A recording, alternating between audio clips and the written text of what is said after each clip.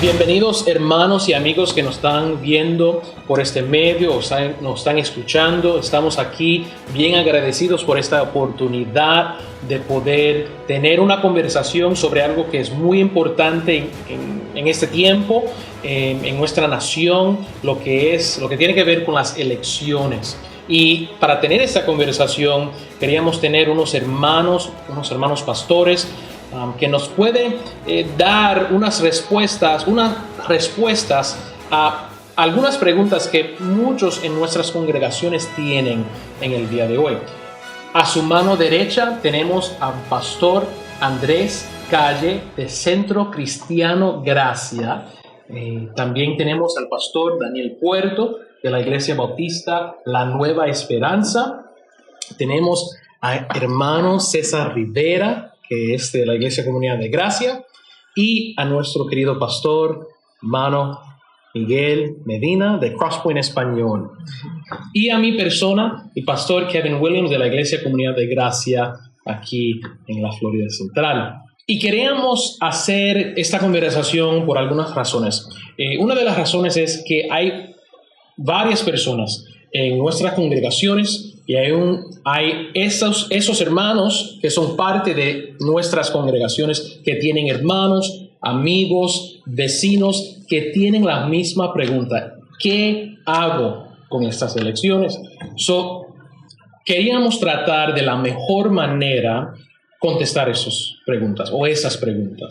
Y no hay mejor manera que irnos a las Escrituras. Y la primera pregunta tenemos para el pastor Miguel Medina.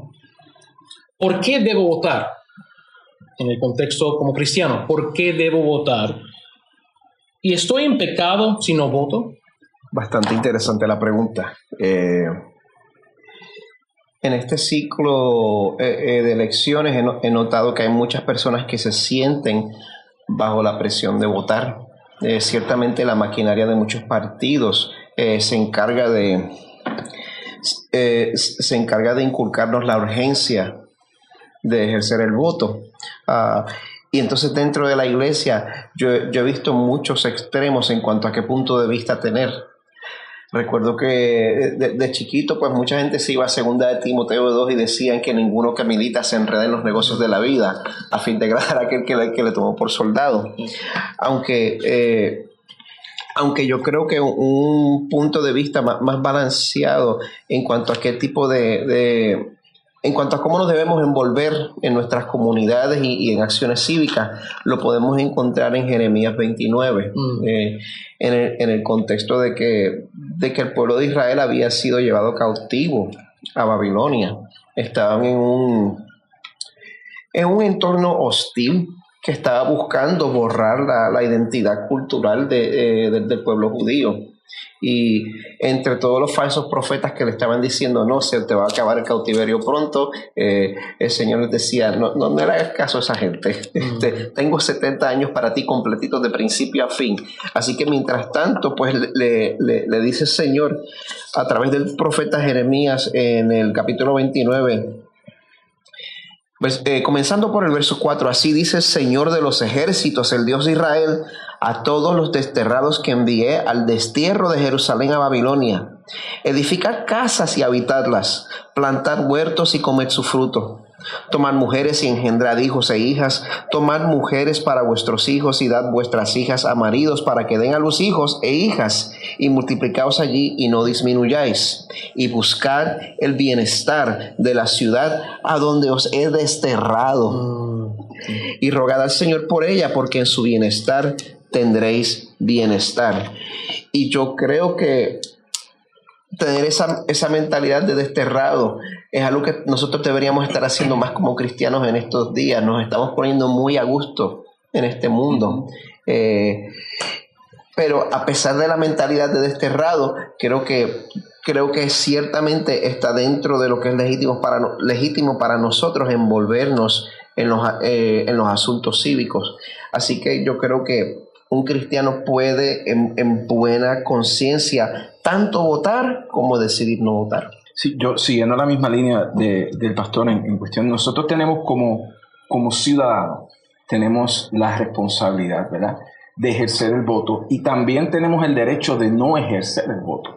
Diferentes opciones que nosotros tenemos, no es que necesariamente yo tengo que votar.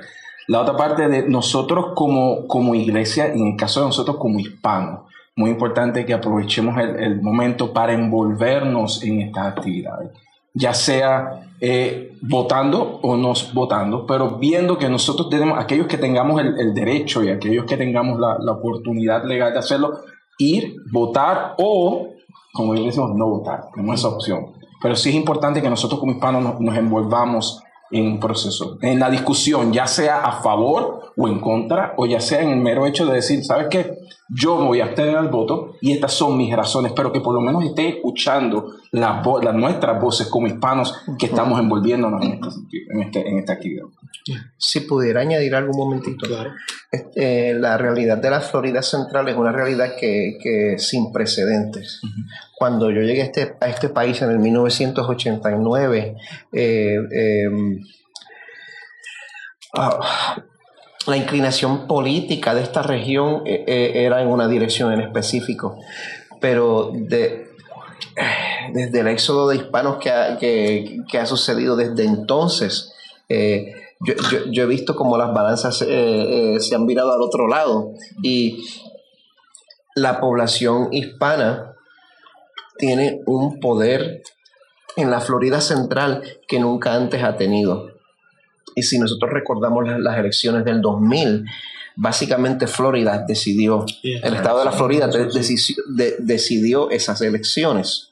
Y la población hispana de la Florida Central puede ser quien haga la diferencia en este estado. Eso es. Así que yo creo que hace bien que nosotros nos demos cuenta de esa influencia que el Señor nos ha concedido en esta temporada. ¿Qué sucede si ninguno de los candidatos están cerca a mis convicciones? Escojo el candidato que es más cerca. ¿Qué hago? Quisiera partir de lo que el pastor Medina hablaba antes.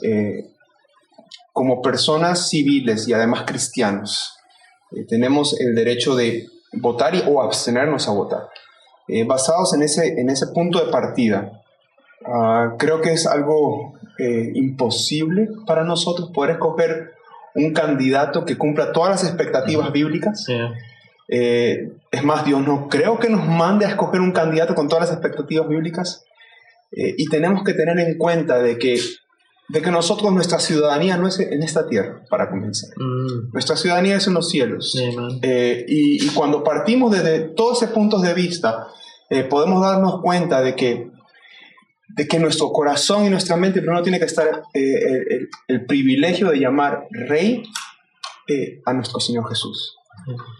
Basados en eso, yo puedo decir de que cualquier persona que elijamos al final siempre va a ser una persona falible, una persona con muchas fallas. Ahora, sí tenemos que elegir de acuerdo a nuestros principios, a nuestros valores. Quisiera leer un verso que está déjeme buscarlo. Está a ver si lo tengo aquí, en Proverbios capítulo 29, verso 12, dice: si un gobernante presta atención a palabras mentirosas, todos sus servidores se vuelven impíos. Por lo cual, el gobernante que escojamos debe de asemejarse lo máximo posible a lo que Cristo quiere de nosotros. Si es posible, ¿verdad? Ahora, como tú decías antes, si es imposible, tenemos la opción de abstenernos de votar, si lo consideramos necesario. Entonces, yo creo que basados en eso, no debemos llenarnos mucho la cabeza o la responsabilidad, porque nuestra responsabilidad mayor es con nuestro Dios primero. Amen. Sí, estoy totalmente de acuerdo con Andrés. No hay ninguna persona que se va a alinear al 100% con nuestras convicciones o con nuestros principios.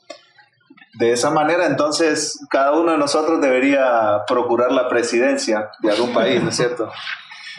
Pero no podemos ignorar nuestros principios tampoco. Correcto. Un creyente, estamos hablando desde la perspectiva de un hispano que ha creído en Cristo, profesa a Cristo como su Salvador. Un creyente no puede ignorar sus convicciones, no puede ignorar sus principios. Y en el mismo libro de Proverbios que nos mencionaba Andrés, leemos en el versículo 34, capítulo 14, la La justicia enaltece a una nación, pero el pecado deshonra a todos los pueblos. Y tenemos que prestar atención a nuestros principios, respetar nuestras convicciones y guiarnos por esa conciencia que nosotros tenemos, sabiendo que ninguna persona que elijamos va a cumplir al 100% esas expectativas. Correcto. Entonces, con todo lo que hemos conversado aquí, tú eres miembro de una sociedad, en este caso una república, los Estados Unidos de América, que te ha dado el privilegio y la libertad de votar, de participar en escoger a los líderes, a los gobernantes. Tú tienes la libertad de tomar esa responsabilidad y ejercer el voto, o dejar esa responsabilidad para todo el resto del país. Si tengo esa libertad, entonces de mi conciencia voy a decidir o ejercer el voto o no ejercerlo. Y si lo ejerzo, aquella persona que esté más cerca de aquellas convicciones y principios que yo tengo, por esa persona voy a elegir. Seguimos con otra pregunta para nuestro pastor Daniel. Y la pregunta es lo siguiente: ¿qué es lo que la Biblia dice acerca de los gobernantes? Bueno, mis hermanos, la Biblia dice muchísimo acerca de las autoridades civiles, los gobernantes, y realmente desde el mandato a nuestros primeros padres, ¿verdad?, Adán y Eva, de multiplicarse, llenar la tierra, de hacer fructífero este mundo, desde ese mismo momento había un mandato a gobernar, a tener autoridad. Y desde Génesis hasta Apocalipsis se habla acerca de los gobernantes, y nosotros podemos pasar mucho tiempo conversando acerca de esto, pero hay un pasaje clave en la Escritura, en el Nuevo Testamento, inspirado por el Espíritu Santo, al apóstol Pablo, en Romanos capítulo 13: sométase toda persona a las autoridades superiores. Entonces, este es uno de los primeros principios bíblicos. Dios demanda que nosotros nos sometamos, Dios nos obliga a que nosotros nos sometamos, y como todos nosotros aquí alrededor de esta mesa sabemos que todo sometimiento tiene su límite. El gobierno y la autoridad de los pastores tiene límite, el gobierno y la autoridad de los padres tiene límite también. Así, de la misma manera, el gobierno y la autoridad de lo que Dios ha puesto para gobernar un país tiene sus límites, pero la orden de Dios es a someternos, la orden de Dios es a obedecer. Y este es el segundo principio: porque no hay autoridad sino de parte de Dios, y las que hay por Dios han sido establecidas. Otra cosa que las Escrituras nos enseñan acerca del gobierno de una nación es que Dios las pone. Dios pone reyes, Dios quita reyes, y eso es algo que nos debe dar tranquilidad y confianza en medio del proceso en que se encuentra Estados Unidos. No debemos ir como creyentes hispanos al punto de desesperación, porque Dios está en control de todo esto que está sucediendo. Nosotros creemos en un Dios soberano que pone personas en poder y quita a personas del poder. Recordemos que Pablo está hablando en el tiempo del Imperio Romano, donde habían gobernadores crueles, incluso inhumanos. Exacto. Y Pablo nos está llamando a someternos porque Dios los pone, y Dios los quita cuando Él quiere. Y el siguiente principio al cual quiero compartir es en el versículo 2: de modo que quien se opone a la autoridad, a lo establecido por Dios, resiste, y los que resisten acarrean condenación para sí mismos. O sea, el desobedecer lo que Dios ha puesto como gobierno trae consecuencias a nuestras propias vidas, ¿verdad? Pues entonces cabe entonces destacar que mientras el gobierno no me esté exigiendo que yo peque contra Dios, es mi responsabilidad someterme. Y yo noto que la palabra del Señor no está haciendo distinción sobre el partido político o sobre la persuasión del candidato en particular. O sea que sin importar quién salga, estamos llamados a someternos mientras no nos estén exigiendo pecar. Hechos capítulo 5, verso 27 dice: cuando los trajeron, los pusieron ante el concilio y el sumo sacerdote los interrogó diciendo: os dimos órdenes estrictas, gobernantes, de no continuar enseñando este nombre. Nuestra plataforma no es una plataforma mundana, no lo es. Es una plataforma celestial. Y ahí es donde nosotros nos movemos. Dice, más respondiendo Pedro y los apóstoles dijeron: debemos obedecer a Dios antes que a los hombres. Eso es así. Por lo cual, lo que tú decías es totalmente correcto. No estamos aquí para quedarnos. Así que salga quien salga, escoja quien escoja. Lo principal es tener siempre en cuenta de que es Dios al que respondemos, ¿verdad? Es bien importante porque he visto que en este ciclo la retórica de ambos extremos está inculcando el miedo. Y de ambos lados se está diciendo: si sale el candidato opuesto, lo que viene es el fin del mundo. Correcto. Primero, para el cristiano, eso es buenas noticias. Y segundo, como tú dices, nuestro llamado a predicar el evangelio es completamente independiente de la situación política, sea legal o no. Tenemos esa responsabilidad. Y si hay algo que nos garantizó el Señor, es que en el mundo tendríamos aflicción. Y aleluya. Y por eso. como es, si la iglesia ha gozado de un tiempo privilegiado, donde hemos tenido tanta comodidad y hemos prosperado tanto, que entonces cuando consideramos la posibilidad de que ser cristiano sea más difícil, nos espanta. Pero eso es exactamente lo que el Señor Jesús nos dijo que esperáramos. Y creo que ha sido la experiencia de la gran mayoría de los cristianos a través de la historia. Yo no es que estés diciendo implícitamente va a suceder, ¿no? Porque creo que eventualmente va a suceder, pero creo que la oración de todo cristiano es: por favor, Señor, que no suceda. ¿O me equivoco? Dentro de mi vida no. Correcto, aquí no, Señor, ¿verdad? Un versículo que sigue la misma línea que estaba leyendo antes dice: ellos pues salieron de la presencia del concilio regocijándose de que hubieran sido tenidos por dignos de padecer afrenta por el nombre del Señor. Pueda pasar. Creo que nuestra labor como pastores es muy importante. ¿La iglesia está preparada para esto? ¿Está la iglesia lista? Porque si estamos hablando de elecciones, se puede oler, se puede percibir algo que está pronto a venirse. Y creo que más que como ciudadanos debemos actuar como cristianos y como cristianos responsables en prepararnos nosotros, nuestra familia, y preparar, creo que a los nuestros, ¿verdad? A nuestras congregaciones. ¿Y cómo nos preparamos? Yo creo que en primer lugar tenemos que recordar que Dios nunca nos prometió en su palabra que vamos a ser bien tratados por el gobierno. Nunca. Yo creo que a nosotros nos ha tocado vivir un tiempo privilegiado de paz, un tiempo privilegiado de no sufrir persecución. Hace un momento se mencionó un versículo: en este mundo tendréis aflicción. La aflicción es garantizada, pero no la paz. Sí.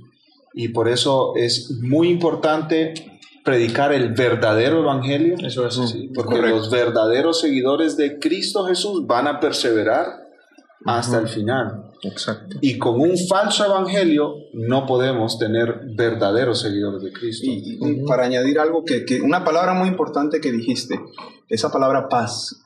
¿Cómo podemos decirle a la gente que nos está escuchando, en medio de toda esta turbulencia que está pasando, cómo hago para encontrar esa paz? Y ahí es donde me tiro un clavado en las Escrituras, y es la única manera donde yo puedo tener mi alma en paz. Sea que vote, sea que no vote, sea que venga cualquier elección, cualquier tipo de elección, puedo encontrar, como cristiano, debo encontrar mi paz en el Señor. He escuchado ciertas reacciones de la gente acerca de las elecciones y decir hasta tienen la idea de irse del país producto de esto. No sé si no lo han escuchado, yo he escuchado eso. Y me pongo a ver estas escrituras en Hechos y digo, pues ahora es el mejor momento para ser cristiano, más bien. Es el mejor momento para ser cristiano. Y no deberíamos estar huyendo hacia otros rumbos cuando deberíamos enfrentar lo que estamos viviendo y respetar esta nación también como tal, porque Dios nos puso aquí por un motivo. Y es la oportunidad que tenemos como cristianos, como tú dijiste, acabo de decir, la oportunidad que tenemos para alcanzar nuestras comunidades, porque la comunidad que estamos viviendo ahora están haciendo las mismas preguntas. ¿Qué hago? Recientemente vino una pareja joven en la iglesia y dijo, nosotros no conocemos nada del cristianismo, pero vemos lo que está sucediendo, no sabemos qué hacer. Nosotros dijimos, vamos a ir y visitar la iglesia. Y yo digo, hay muchas parejas de esta forma, muchas personas de esta forma que tienen las mismas preguntas y son en momentos como esta, en momentos de las elecciones que tenemos más oportunidad de una manera con mucho tacto y gracia, hablar y, apuntar a esas conversaciones a Cristo. Correcto. Apuntar a esas conversaciones al Cristo de la gloria, a la palabra de Dios, al Evangelio. Porque muchos que no conocen al Señor tienen su ancla en el gobierno. Exacto. Su seguridad está en las finanzas, en lo que el gobierno decida y no en el Señor. Y ahí es donde entramos nosotros, ¿verdad? Y decimos, vamos a tirar nuestra ancla hacia otro lado, porque nuestra mejor ancla es el Señor. Eso es. ¿Verdad? Y estas elecciones, como dices, muy buena oportunidad. Es una muy buena oportunidad. Entonces es responsabilidad de nosotros como cristianos, porque como dice, hay mucha incertidumbre, hay mucho temor, pero nosotros no tenemos ese temor. Nosotros no tenemos esa incertidumbre porque nosotros sabemos a quién le servimos y nosotros sabemos quién tiene el control. No es solamente quedarme yo como que, bueno, que él está preocupado, yo no me preocupo, yo estoy bien. Nuestra responsabilidad como cristianos es aprovechar esta situación, llevar el mensaje y llevarle la tranquilidad a las personas de que toma tu decisión informada, cualquiera que sea, Dios es el que tiene el control al final. Y eso, con eso hago otra pregunta. ¿Cómo puedo ayudar a otros a tomar una decisión informada con una perspectiva bíblica? Bueno, yo creo que a la hora de tomar una decisión es lo que siempre he querido, en este caso, en el contexto de lo que es la política, y más aún en el contexto de nosotros como hispanos, y hablo como puertorriqueños, y yo sé que pasa también en Latinoamérica, tenemos la mala costumbre de que nosotros votamos por pasión. Vamos a las elecciones porque este es mi candidato, porque es el candidato de mi abuelo, es el mismo partido de mi abuelo, de mi papá, de mi familia. Y cuando entonces yo voy con pasión. Mi recomendación, que es lo que estaba discutiendo en mi casa con mi esposo y con algunos amigos, y es lo que le digo a mis hijos, vean la plataforma política. Para eso está ese documento que tienen los partidos políticos, es una plataforma política. Usted tiene que ver qué es lo que cree ese candidato, qué es lo que propone ese candidato o ese partido. Y entonces a usted evaluar eso, usted lo evalúa con sus convicciones. Y entonces, si mis convicciones no se ajustan a este candidato, ahora, no necesariamente vas a buscar el que más se ajuste. Si usted ve que ninguno de los dos se ajusta, usted tiene la opción de, ¿sabes qué? No voy a votar o tomo otra opción. Pero siempre es bien importante que y nosotros como hispanos somos bien pasionales. Cada decisión que nosotros tomemos tiene que ser informada. Y eso lo estaban hablando los pastores aquí, estas bastidores. Tenemos que tener una información, cuando tomemos esa decisión, que sea informada, que yo conozca mis candidatos, que yo conozca qué es lo que propone. No simplemente porque se ve bien o me promete esto. No, qué es lo que hay detrás y qué es lo que creen y qué es lo que proyectan. Así yo como cristiano, entonces puedo tomar mi decisión con mi conciencia tranquila. Y algo en esa misma línea, lo de checks and balances, ¿cómo trabaja eso? Si vamos a decir, voy a votar por fulano de tal, ¿cómo trabaja eso de checks and balances? Yo no sé cómo decirlo en español. Las distintas ramas del gobierno que aseguran que todas las ramas estén a cuentas. La forma como está constituida esta nación tiene 3 poderes y se supone que esté dividido el poder en 3. Está el poder ejecutivo, que es el presidencial, está entonces lo que es el Congreso y lo que son las ramas judiciales. Y cada uno de esos poderes balancea. Por ejemplo, el presidente, cualquiera que sea el presidente, tampoco va a ser un dictador omnipotente que pueda tomar la decisión que sea. Él tiene que ajustarse a las leyes y, obviamente, a lo que rija el Congreso. Y el Congreso no puede tomar ninguna decisión a menos que la rama judicial apruebe o no. O sea, que esta parte hay hasta cierto punto una salvaguarda. Nuestros padres fundadores de esta nación pensaron en esa salvaguarda cuando formaron esta nación de lo que es el balance o el contrabalance de los poderes. Eso es algo bien importante para nosotros reconocer, especialmente cuando estamos, aquellos que vamos a votar por un candidato, podemos recordarnos de ese mismo punto. La información, estar bien informado nos ayuda a tener cordura, porque parte de la retórica partidista es que si sale la persona que no quiero, va a ser una persona que va a poder regir sin ningún tipo de restricción, y eso sencillamente es incorrecto. ¿Cómo puedo orar por estas elecciones? ¿Cómo puedo orar? Cuando estoy orando, ¿cómo debo o cómo puedo dirigir mis oraciones? ¿Puedo comenzar? Claro que sí. Va a depender mucho, primero, de tu corazón. Va a depender mucho en tu plataforma o tus bases bíblicas, ¿ok? Porque hablábamos antes de miedos y hablábamos de seguridades.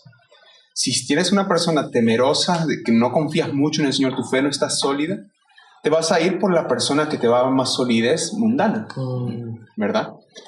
Pero si tu teología está sólida, tus razones bíblicas están sólidas, te vas a ir por la persona que se asimile más o se asemeje más a lo que Dios quiere hacer con su pueblo. Entonces, en nuestra oración va a reflejar eso muchas veces. Yo creo que aquí es donde tenemos que ser muy, ¿cómo puedo decir esto? Claros en nuestra manera de orar íntimamente y públicamente también. Íntimamente, pues, tener nuestras convicciones en la palabra, pero públicamente tenemos que tener mucho cuidado, sobre todo como pastores, porque podemos estar inclinando el corazón de una persona hacia algo equivocado. Y deberíamos inclinarlo siempre a lo que la Escritura nos trata de decir. Siempre. Sea el foso de los leones de Daniel, ¿verdad? O sea la gloria venidera, sea lo que sea. Pero si nuestro corazón está mal inclinado, pues vamos a cometer un error. Así que siempre este es nuestro checkpoint, ¿verdad? Amen. Y tenemos que llegar ahí, creo yo, para comenzar a orar. Amen. ¿Cómo orar por estas elecciones? Yo les animo a todos a pensar, a tomar la misma perspectiva que tenía el apóstol Pablo. Para mí el vivir es Cristo, el morir es ganancia. Amén. Y todo él lo usaba para la gloria de Cristo, para el avance de la obra de Cristo, para la fama de Jesús, todo. Él pensaba en su ciudadanía romana, viéndolo desde la perspectiva de esta pregunta: ¿cómo esta ciudadanía me va a ayudar a mí a extender el reino de Cristo? Él miraba su vida de relaciones, incluso su trabajo como hacedor de tiendas, lo miraba desde esa perspectiva. ¿Cómo esto va a ayudar para que el nombre de Cristo sea más conocido, Jesús sea más famoso, el evangelio verdadero sea anunciado? Creo que nos ayuda mucho saber también cuál es la disposición de Dios para con su pueblo. Mientras más conocemos cómo es Dios, más paz trae a nuestros corazones. Y yo sé que se usa esta palabra mucho, pero Dios es soberano.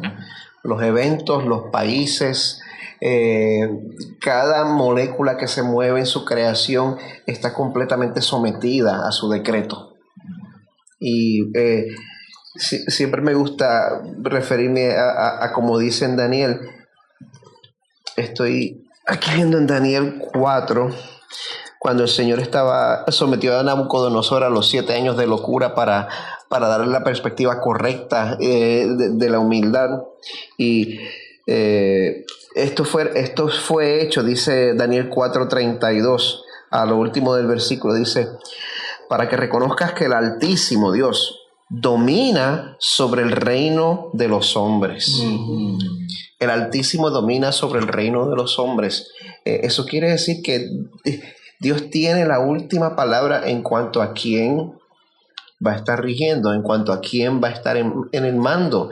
Y cualquier país en el cual nosotros podamos pensar, cualquier gobernante, sea que nos guste, sea que no nos guste, sea que sea justo, sea que sea un tirano, el Altísimo es quien tiene la última palabra sobre si esa persona está ahí y cuánto tiempo va a estar.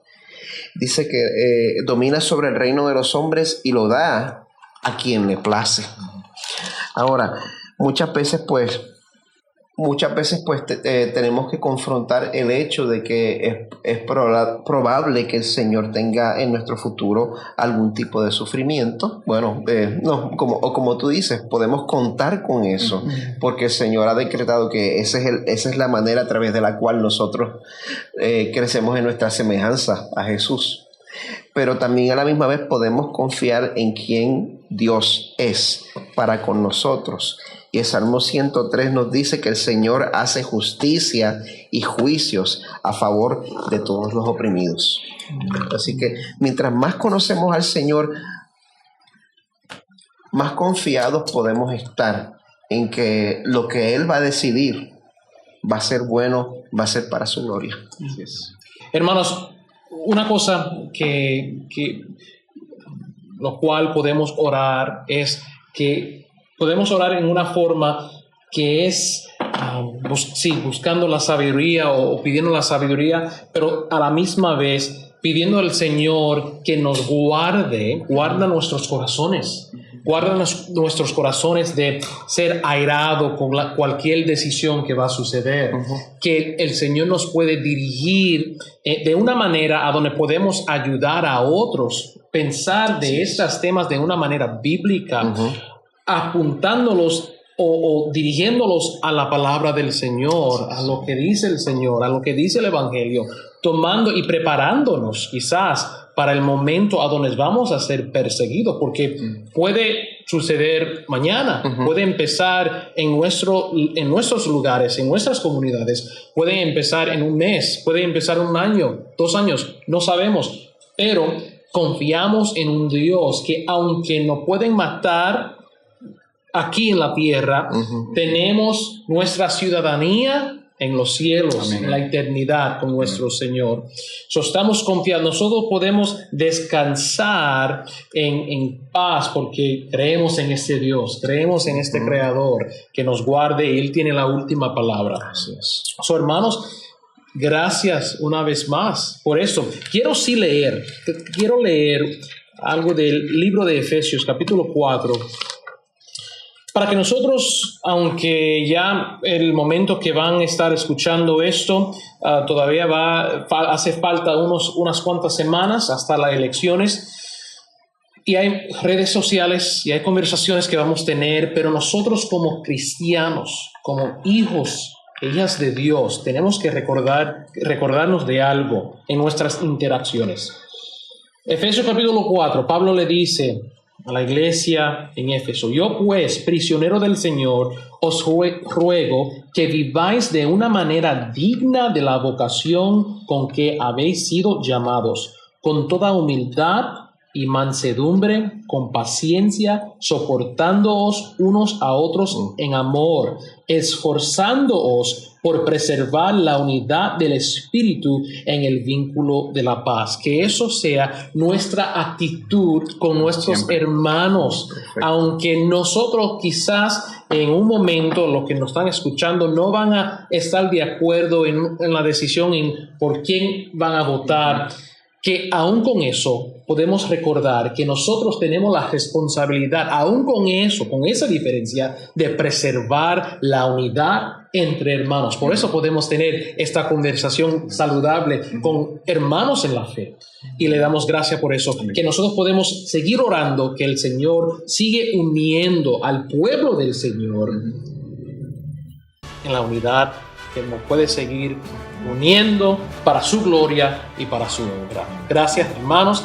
Gracias a ustedes por tomar tiempo para escuchar un poquito de lo que queremos compartir con ustedes en el día de hoy. Dios les bendiga.